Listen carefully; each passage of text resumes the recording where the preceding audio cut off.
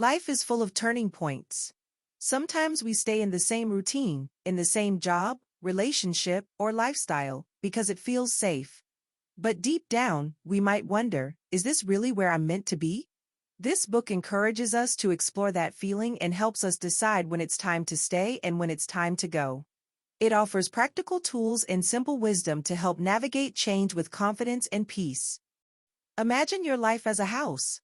Every part of your life, a job, a relationship, a community, can be seen as a room.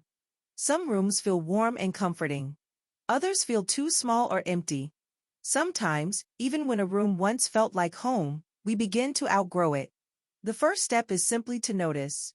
What do these rooms make you feel? Are you thriving or stuck? At peace or restless? To make sense of all this, we're given a tool called pointing and calling. It means we pause and clearly name what we're experiencing. Point to what's happening in your life. Call it out honestly. Are you fulfilled? Or just afraid of change? This mindful check-in helps bring hidden truths to light. Sometimes the decision to leave a room is painful, especially if we've spent years there. But change isn't failure. Growth often requires us to let go. Another helpful idea is to recognize the kind of ending we're facing. Is it chosen, sudden, or gradual? Understanding the type of ending helps us move through it with greater ease and less confusion.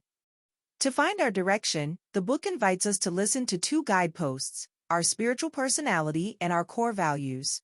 Your spiritual personality is your unique way of connecting with something deeper, what brings you peace, wonder, and meaning. Your core values are the principles you hold dear, like honesty, kindness, or justice. These two things form your compass. When you're unsure what to do, return to them. If a room doesn't align with these guideposts, it may be time to move on. But what happens after you leave a room? That's where the hallway comes in. Hallways are the in-between spaces in life. After a job ends, a breakup, or a major move, we find ourselves here, not quite sure what's next. It's tempting to rush through this part. But the hallway is important. It's where we clear our heads, ask questions, and find clarity. Discernment is the name for this quiet, thoughtful process. It's not about rushing to an answer. It's about listening, really listening to what you need, what you believe, and where you feel called. It's also about recognizing fear. Not all fear is bad.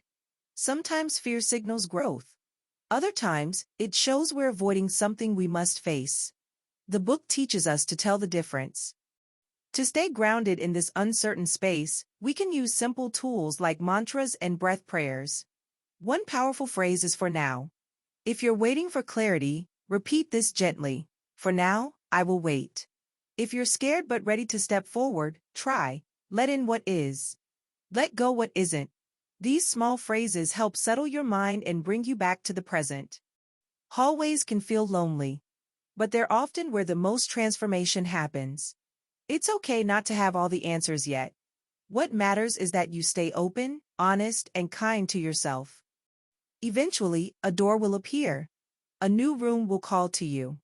But before you walk in, ask, am I ready to lead and to listen? When we enter new spaces, we carry our past experiences with us. We've grown. We've learned.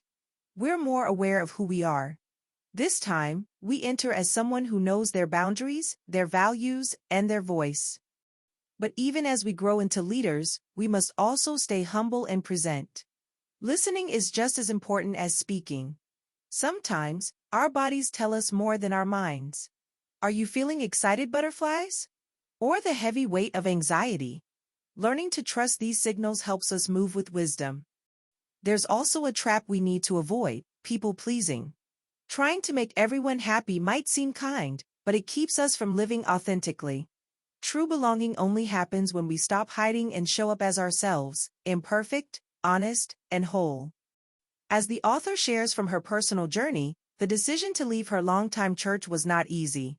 It came after reflection, conversations, and sitting with discomfort. But once she stepped out, she began searching for her next spiritual home. That search led her to a Quaker meeting house. There, she found peace in the silence, in the stillness, in the sense of shared presence. There was no rush, No loud declarations, only quiet listening and respectful sharing. It was unlike anything she had known. But it felt right.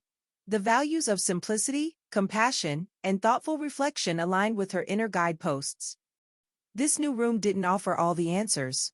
But it offered space. It offered a kind of spiritual quiet that allowed her to be fully present and fully herself. And that's what this book encourages you to find too. Not a perfect room, but a true one.